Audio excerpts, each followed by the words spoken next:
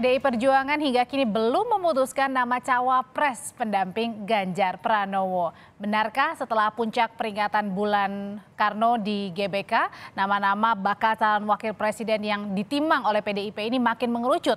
Untuk membahasnya sore ini kita sudah bersama dengan Yunarto Wijaya, Direktur Eksekutif Carta Politika dan juga Sekretaris Tim Koordinasi Relawan Pemenangan Ganjar Pranowo, Bang Deddy Sitoro. Sore Bapak-Bapak.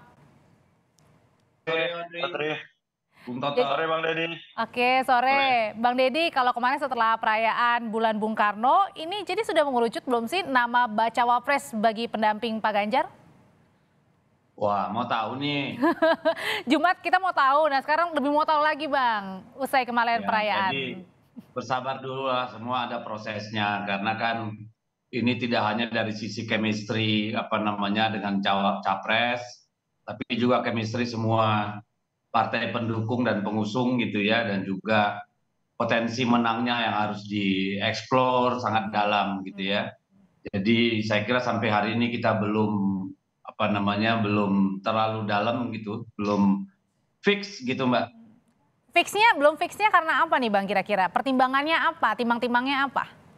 Kan tadi saya udah sebut, tidak hanya chemistry dengan baca presnya ya, dengan Pak Ganjar, tapi juga diskusi dengan partai-partai yang mengusung dan tentu peluangnya untuk menang gitu. Jadi ya banyak hal, karena PDI Perjuangan ini kan juga punya pola, punya mimpi bahwa pasangan capres-cawapres itu memang mewakili spektrum yang ada di masyarakat gitu ya. Jadi banyak hal lah yang harus didalami.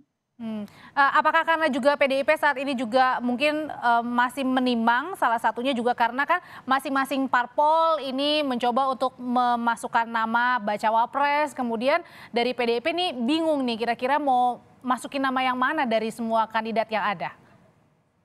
Bingung sih tidak, justru di situ indahnya ya dan seninya saya kira. Kalau cuma satu kan tidak menarik ya Mbak ya. Jadi memang ada beberapa nama yang masuk, tidak hanya dari partai-partai yang bergabung dengan kita, tapi juga kan banyak spektrum lain yang harus dipertimbangkan ya. Dan yang paling penting kan kita pengen menang gitu. Jadi memang proses pendalamannya butuh waktu.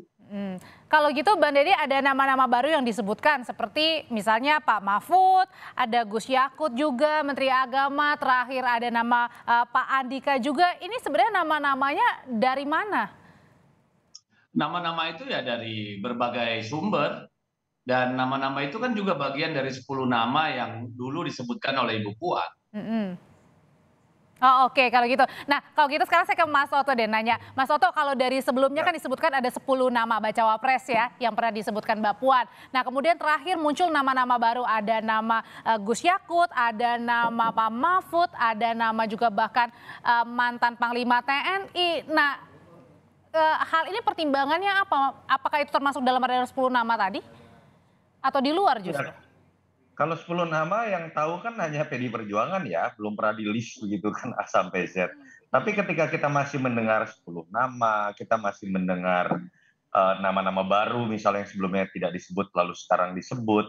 Artinya ini kalau kita analogikan dalam sebuah kompetisi, ini masih levelnya nih babak per-8 atau per-8 final lah, bahkan belum perempat final, belum semifinal. Masih jauh dong artinya. Kenapa?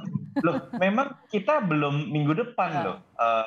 Memasuki timeline dari pendaftaran KPU ini masih 4,5 bulan lagi, itu yang pertama.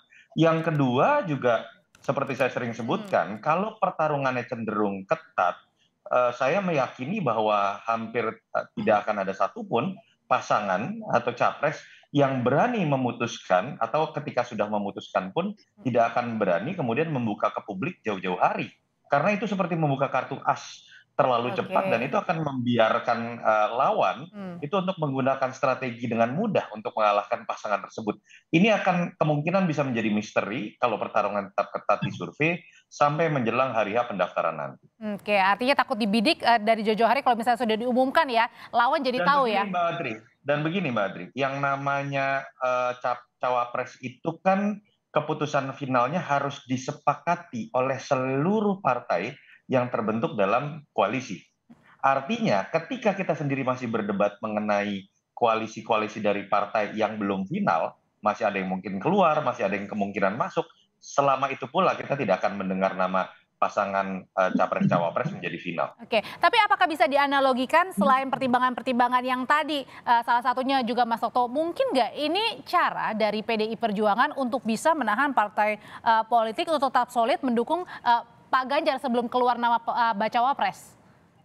Betul, itu yang tadi saya sebutkan. Kalau misalnya pas koalisinya belum terbentuk final, atau kemudian sudah ada yang menyatakan dukungan, tapi misalnya sudah mendorong nama kadernya untuk menjadi cawapres.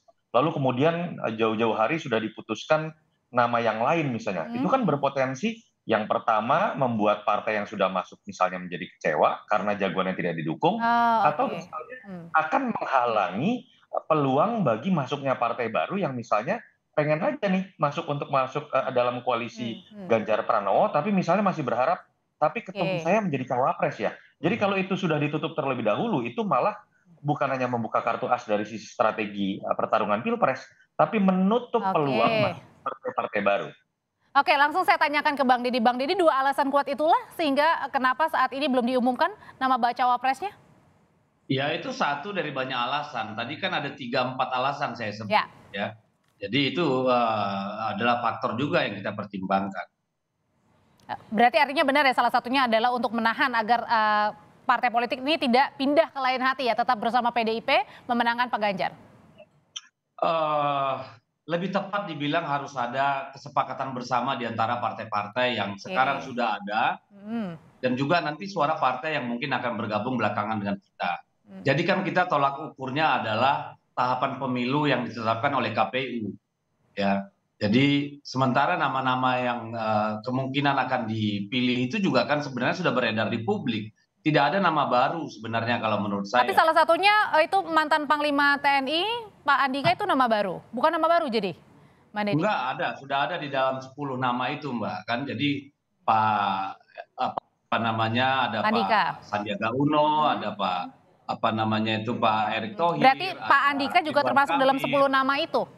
Masuk, ada Pak Mahfud, ada Pak Andika, ada Pak Menteri Agama, ada PBNU. Oke. Ya, berarti sudah lengkap dong itu 10 nama ya? Sudah. Jadi makanya saya bilang tadi itu nggak nama yang baru juga gitu. Cuma kan memang kita tidak pernah 1 sampai 10 kita sebutkan siapa aja. Oke. Nah kalau gitu menurut Mas Toto sendiri pertimbangannya kan kalau gitu 10 nama sudah diumumkan ya. Artinya tadi beberapa nama terakhir akhirnya baru diumumkan dan juga datang begitu. Nah kira-kira seperti apa sih sebenarnya profil kriteria yang paling diinginkan Bu Mega untuk cocok mendampingi Pak Ganjar? Saya tadi sebenarnya pengen nanya Bang Deddy, nama Pak Prabowo ada nggak gitu sebenarnya dari Ada nggak tuh Bang? Ada. Nah, ada Pak kan. Prabowo dan Pak Haye ada. Oke, silakan Mas Toto, ada katanya. Artinya begini, memang sekarang saya pikir kalau pertanyaannya juga apakah Ibu Mega sudah mengkerucut kepada 1-2 nama saja, Mas Ganjar apakah sudah mengkerucut 1-2 nama saja, Pak Mardiono mewakili P3 sudah mengkerucut ke 1-2 nama saja, saya pikir belum. Ini memang masih dalam tahapan penjajakan dan ketika kita melihat dalam rentetan peristiwanya muncul nama yang tadinya tidak terlalu disebut, sekarang mulai disebut misalnya, atau kemarin kemudian sebagian menafsirkan nama baru seperti Gus Yakut ataupun Andika, walaupun ternyata Bang Deddy mengatakan sudah masuk sebelumnya. Artinya jangan-jangan PDI Perjuangan sendiri juga masih melakukan proses testing the water, uji publik kepada konstituen, membaca bagaimana kemudian misalnya lembaga survei mulai memasukkan nama-nama itu tuh yang tadi sebelumnya tidak pernah dimasukkan, karena Bang Deddy tadi jelas menyatakan ingin menang. Hitung-hitungannya salah satunya itu, dan saya pikir tidak tepat juga kalau dikatakan sekedar membaca isi hati Ibu Mega lebih serak dengan siapa. Saya yakin Ibu Mega juga berpikir bukan tentang hatinya saja. Ibu Mega ingin menang, Ibu Mega pasti berpikir tentang governing 5 tahun ke depan, Ganjar itu harus cocok dengan siapa, dan pasti pelibatan Ganjar sendiri yang paling penting sebagai capres. Dan Pak Jokowi sebagai presiden yang akan dilanjutkan legasinya pasti juga akan terlibat. Jadi kalau dilihat dari sisi itu, harusnya PDI Perjuangan ini akan menjadi salah satu partai yang pasti perhitungannya akan harus lebih matang. Karena sosok yang berpengaruh untuk berkompromi, berdiskusi, memutuskan nama yang tepat, di situ ada Ibu Mega, ada Ganjarnya sendiri, dan di situ ada Pak Jokowi. Itu yang menurut saya menjadi variabel. Jadi 3 elemen itu ya faktor penentunya ya? Harus kalau ingin menang dan berbicara mengenai memilih sosok yang paling tepat, untuk campaigning dan menang, untuk governing dan mensejahterakan masyarakat. Oke, nah kalau gitu Bang Deddy kira-kira apakah memang harus menunggu last minute begitu untuk pendaftaran pengumuman bacawa presnya karena kan ini dinanti banget oleh masyarakat?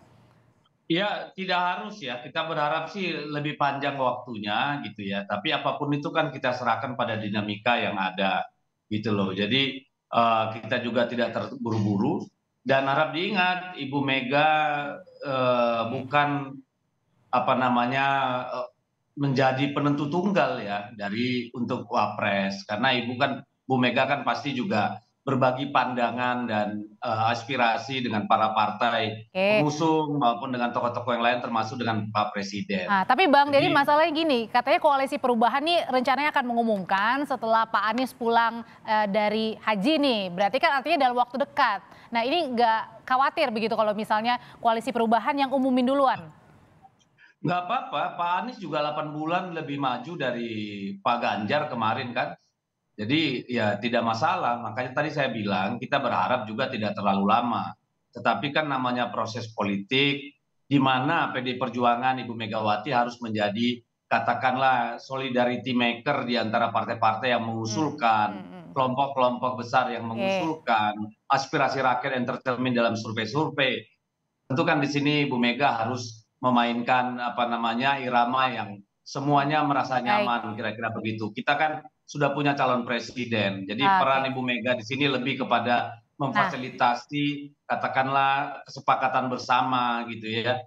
Common purpose buat semua oke. partai yang bergabung dengan kita. Oke, kalau gitu ke Mas Toto lagi. Mas Toto, kalau misalnya koalisi perubahan yang duluan mengumumkan nama bacawa presnya, apakah ini kemudian menjadi sebuah keuntungan juga dalam tanda kutip yang dilihat oleh PDIP karena kan melihat pasangan lawan sudah mengumumkan bacawa pres duluan sehingga PDIP bisa menimbang nih kira-kira siapa yang kuat bacawa presnya? Ya, yang pasti Audrey ini jangan kegocek nih. Kalau kalimat politisi akan ada pengumuman cawapres sesudah Mas Anies naik haji. Sesudah itu bisa 1 hari, bisa 3 hari, Oh, bisa sebulan. oke, baik, baik. Tapi begini, betul yang tadi diasumsikan oleh Audrey bahwa siapa yang terlalu cepat mengambil keputusan mengenai siapa capres cawapres, semudah itu pula akan bisa dibaca misalnya kombinasi antara kedua nama ini lemahnya di mana, secara segmented, secara geografi, dan harus diingat loh, deklarasi yang sudah dilakukan pun misalnya itu masih mungkin berubah sampai detik terakhir pendaftaran KPU karena negara hanya melindungi hak yang tidak bisa diubah lagi itu ketika sudah didaftarkan oleh KPU dan ditetapkan oleh KPU. Jadi menurut saya tetap kita akan melihat sebuah dinamisasi yang masih mungkin berubah dan saya kok meyakini ya koalisi perubahan pun tetap akan berhitung dengan cermat mengamati perkembangan yang masih sangat ketat persaingan di antara 2 atau 3 nama apalagi koalisi perubahan jagoannya ini kalau kita baca di survei selalu ada di peringkat ketiga.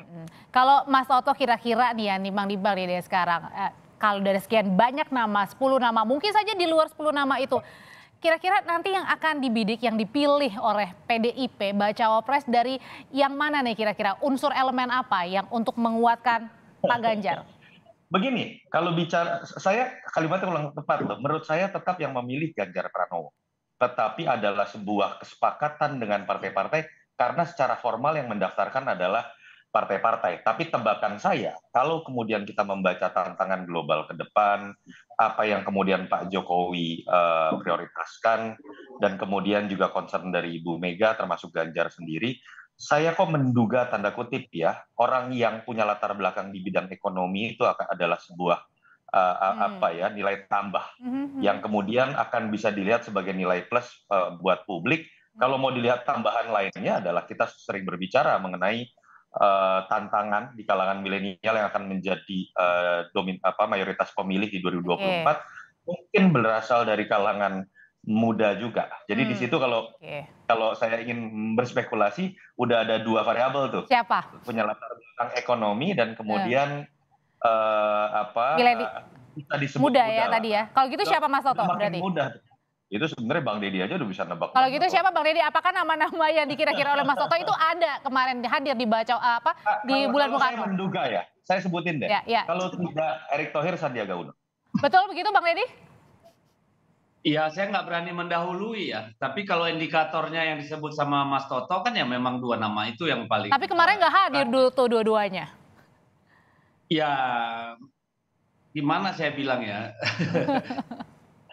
Kita masih menebak-nebak lah. Karena apa? Karena kan tadi saya bilang bahwa perlu pendalaman tidak saja chemistry dengan Pak Ganjar, tetapi juga aspirasi dari partai-partai dan organisasi-organisasi besar, tokoh-tokoh di Indonesia termasuk Pak Jokowi gitu ya. Peluangnya untuk menang di lapangan, kemampuannya untuk menggalang suara, dan tadi terutama juga tentu ada ada kecakapan khusus, apakah itu ekonomi, apakah menggait milenial dan sebagainya. Jadi banyak faktor, tidak ada yang determinan kalau menurut saya. Semuanya harus menjadi akumulasi dari banyak faktor untuk memastikan kemenangan dan keberlanjutan apa yang sudah dilakukan oleh Pak Jokowi. Oke, artinya masih banyak faktor yang ditimang-timang sampai dengan sekarang untuk menentukan bacawa pres pendamping Pak Ganjar Pranowo. Bang Deddy, terima kasih. Mas Toto, terima kasih. Sehat selalu. Terima kasih, Audrey.